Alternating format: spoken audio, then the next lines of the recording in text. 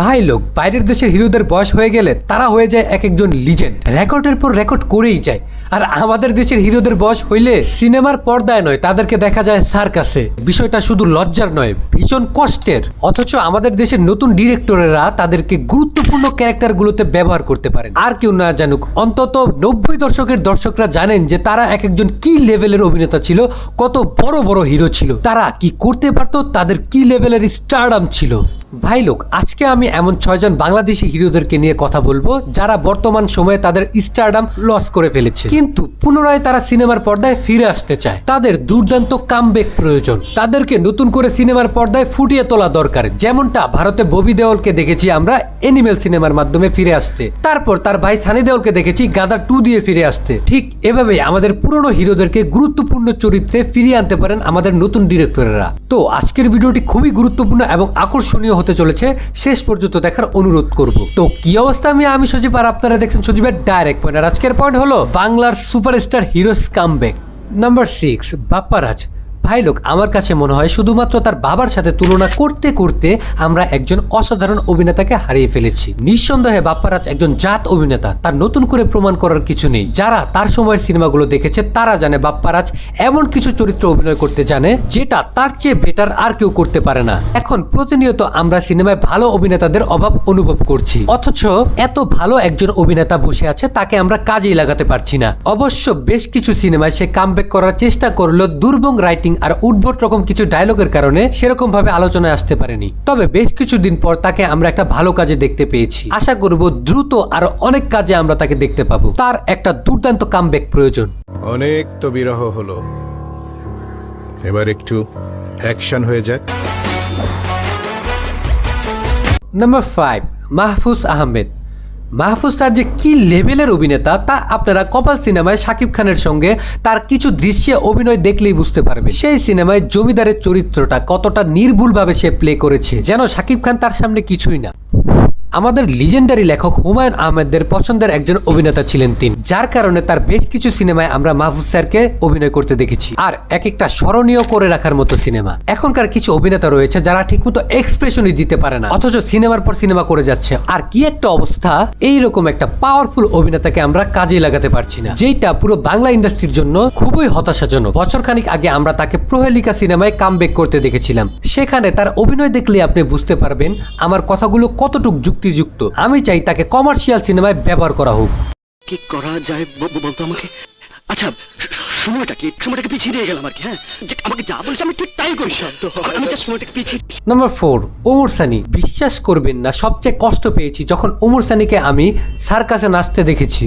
যিনি কিনা একজন ব্যবসায়ী, যার স্ত্রী একজন প্রতিষ্ঠিত মানুষ, তার এত কিসের ফাইন্যান্সিয়াল সমস্যা যে তার সার্কাসে গিয়ে টাকা কামানোর প্রয়োজন। আমার মনে হয় সে ভুলেই গেছেন যে সে একসময় কি ছিল, কে ছিল। সে কি জানে না যে তিনি 90 দশকের নাম্বার 1 পজিশনে চলে গিয়েছিলেন, দর্শক প্রিয়তার তুঙ্গে ছিলেন তিনি। ওমর সানি ভিলেন হিসেবে বারবার ফেরার চেষ্টা করলেও সেভাবে আর কখনোই ফেরা হয়নি তার। এখনো বেশ কিছু সিনেমায় তাকে আমরা মাঝে মাঝে উদ্ভট রকম চরিত্রে দেখা যায় বা দেখতে পাই। এভাবে চলতে থাকলে আমার মনে হয় যে ইন্ডাস্ট্রি থেকে চিরতরে হারিয়ে যাবে সে। হাত করে জোর করে মিনতি করছি, আপনার ড্যাডির চাবুকের আগা আমার পিঠে তুলে দেবেন না। আমাদের মতো গরিবকে নিয়ে মিথ্যে পুতুল খেলা খেলবেন না। Number 3, Masum Parvez Rubel sir. Action king of Bangla cinema, যেখানে এখনো বাংলা সিনেমায় অ্যাকশন খরায় ভুগছে, আরেকদিকে একজন জীবন্ত কিংবদন্তি হয়েও রুবেল স্যারকে কাজেই লাগাতে পারছে না কোনো ডিরেক্টর। আমার মনে হয় এখনকার ডিরেক্টররা আসলে জানেই না যে রুবেল কি ছিল, সে কি উপহার দিয়েছিল একসময় বাংলা ইন্ডাস্ট্রিকে, তাকে দিয়ে আরো কত কি করানো সম্ভব। অথচ আমরা তাকে কিছুদিন পর পর বি গ্রেড, সি গ্রেড সিনেমায় অভিনয় করতে দেখতে পাচ্ছি, যেগুলো দেখলে খুবই খারাপ লাগে। আমি রুবেল স্যারকে রিকোয়েস্ট করবো, স্যার যদি আপনাকে কোনো ডিরেক্টর কাজে লাগাতে না পারে তাহলে আপনি কাজ থেকে দূরেই থাকেন, কারণ আপনাকে এইভাবে দেখলে আমার মনে হয় বাংলা ইন্ডাস্ট্রির দর্শকদের কান্না চলে আসে। যদিও মাঝে মধ্যে কিছু সিনেমায় আমরা তাকে টুকটাক দেখতে পারি, কিন্তু তাও খুবই সীমিত।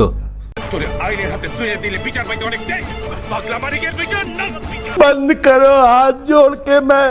নাম্বার 2, আমিন খান শুধুই যেন এক দীর্ঘশ্বাসের নাম। পুরনো নায়কদের মধ্যে মান্নার পরে সবচেয়ে দর্শকপ্রিয়তা সম্ভবত আমিন খানেরই ছিল, যাকে একসময় মান্না স্যারের রিপ্লেসমেন্ট হিসাবেও ধরা হতো। বিশেষ করে পুলিশ চরিত্রগুলোতে ফাটিয়ে দিত সে। বর্তমানে পুরনো যেই নায়কগুলো রয়েছে তার মধ্যে এখনো সবচেয়ে ফিজিক্যালি ফিটফাট রয়েছেন আমিন খান। তাকে দেখলে মনে হয় আগের সেই আমিন খানকেই দেখছি। আমি মনে করি শাকিব খানের যে কোনো সিনেমায় ভিলেন হিসেবে যদি আমিন খানকে নেওয়া হয় তাহলে দর্শকদের বেশ সারপ্রাইজ করে দিবে সে।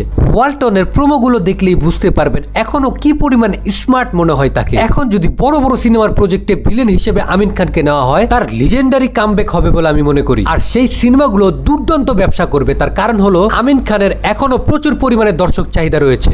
আমি যদি চলি তাহলে থামি না, আর যদি থামি তাহলে আমার হাত থামে না। নাম্বার 1, আরফিন শুভ। ভাই লোক, আপনি না মানলেও আমি মানি যে বাংলা সিনেমা ইন্ডাস্ট্রিতে বর্তমানে হিরোর প্রচন্ড রকম অভাব। এক শাকিব খান সারা বছর ইন্ডাস্ট্রি চালাতে পারে না, সারা বছর সিনেমা চালাতে হলে আরফিন শুভর মতো হিরোদের আমাদের প্রয়োজন আছে। কিন্তু শেখ মুজিব সিনেমায় অভিনয় করার পর থেকেই তাকে আর খুঁজেই পাওয়া যাচ্ছে না। যদিও বেশ কিছু ইন্টারভিউতে তিনি বলেছেন যে ভাই আমি একজন অরাজনৈতিক মানুষ, আমি কোনো রাজনৈতিক দলের সাথে জড়িত নই, আমি কোনো রাজনৈতিক দলের লোক নই, আমি শুধুমাত্র একজন অভিনেতা। সোজা বাংলায় বলতে গেলে তিনি আবার ফিরে আসতে চাইছেন, কিন্তু কোন পরিচালক কিংবা প্রডিউসার তার উপর ইনভেস্ট করতে সাহস পাচ্ছেন না। কিন্তু তার ফিরে আসাটা বাংলা ইন্ডাস্ট্রির জন্য খুবই জরুরি বলে আমি মনে করি।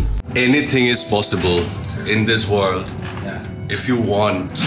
তো ভাই লোক, বাংলা সিনেমার এইসব হিরোদের ফিরে আসা নিয়ে এটা ছিল আমার ব্যক্তিগত মতামত। আপনার কি মনে হয় তাদের মধ্য থেকে কার বা কোন হিরোর ফিরে আসাটা সবচেয়ে বেশি জরুরি বলে আপনি মনে করেন? অবশ্যই আমার কমেন্ট বক্সে জানাবেন। দেখা হচ্ছে পরবর্তী কোনো ভিডিওতে, ততক্ষণ দেখতে থাকুন সজীবের ডাইরেক্ট পয়েন্ট।